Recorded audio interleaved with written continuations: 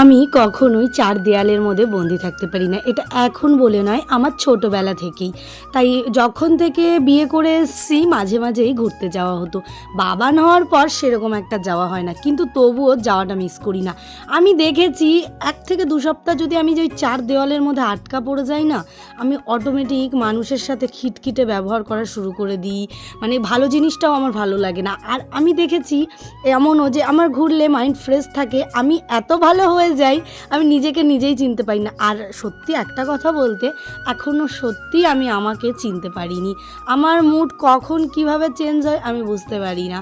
কিন্তু এমনই মাঝে মাঝেই খুব মানে খিটখিট করছিলাম, তো আমার বর বোঝে এটা, ও জানে যে আমি কেন এরকম করতে থাকি। আর একমাত্র আমার ভালো হওয়ার কারণ কোনো ভালো খাবার দাবার না হলেও চলবে, একটু ঘুরতে পছন্দ করি। আর ঘোরার জায়গা মানে আমার ফাঁকা নির্জন নিরীহ জায়গা পছন্দ। ওই ভিড়ভাট্টা ভালো ভালো জায়গা রেস্টুরেন্ট এগুলোর আমার কোনো প্রয়োজন নেই। ফাঁকা জায়গা মানে মাঠঘাট। আমার ওই প্রকৃতির মাঝে থাকতে বরাবরই ভীষণ ভালো লাগে।